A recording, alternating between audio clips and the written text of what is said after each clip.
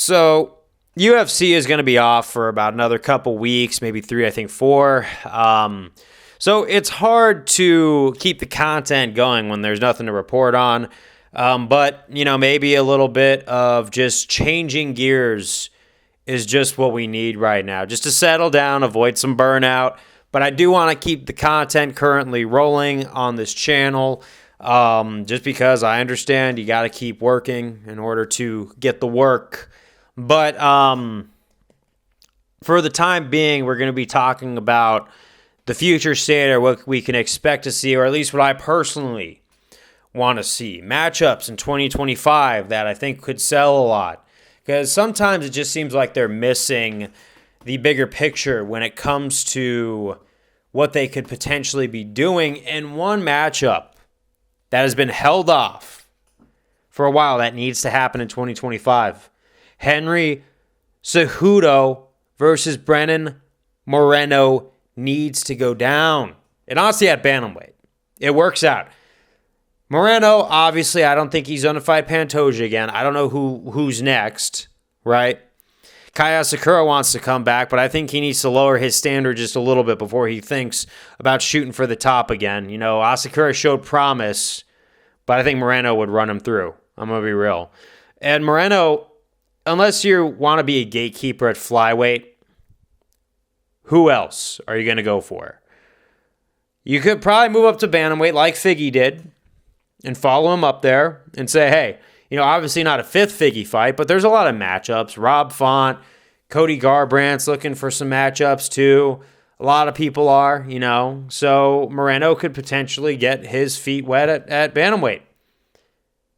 And Henry Cejudo is not making flyweight again. Let's be real. I think at his age, bantamweight would be a good weight for both of those guys to mix and match at.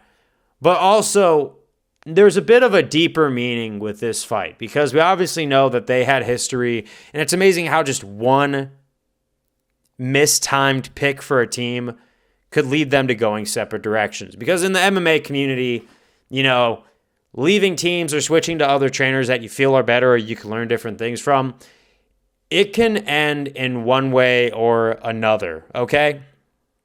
So it could go really good where the coach is like, I understand, but there's a lot of blind loyalty that a lot of them do have to follow sometimes. And in this sense, yeah, Moreno got picked up by a different coach that probably welcomed and gave him a little bit more opportunity. Obviously, you'd go with Pantoja first because Pantoja at the time was obviously still is the better fighter, But that doesn't mean Moreno can't grow in his own rhythm, And if Pantoja was overshadowing Moreno, where Moreno didn't feel like he could grow to his fullest extent on that team, not like the other team allowed him to and where he went, I understand that, and I think that that's what it is, Obviously, when you look at the market, I think Henry Cejudo knows he's playing a bit of a villain on this one.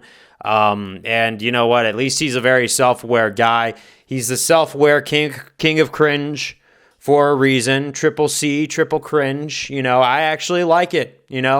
I don't know why Henry Cejudo gets so much hate. I just think he knows who he is, and he's leaning into the fact that, he could, he's a little bit of an odd dude. But hey, he could fight. He's a great wrestler. And you know what? When he came back into the UFC after his retirement, he never looked for an easy fight. Sterling, media title shot. But what does he do? He goes in and fights the baddest dude currently at bantamweight, Merab.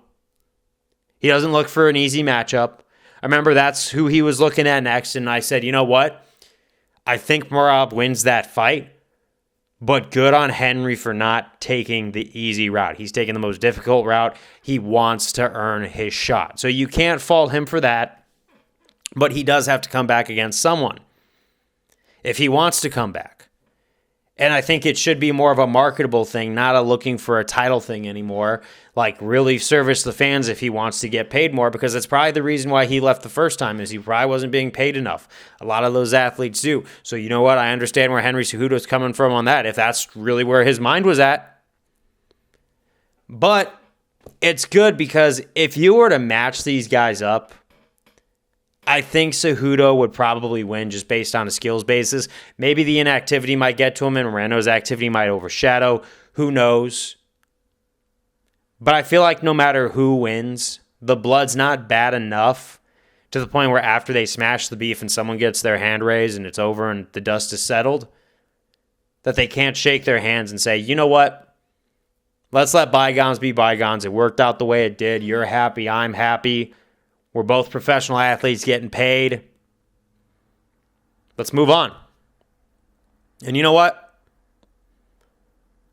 I think that there's a lot of power in that. I think that when they close the chapter on this book, despite all the henchmen Henry has thrown after him, I feel like it ends on a positive note. Take care.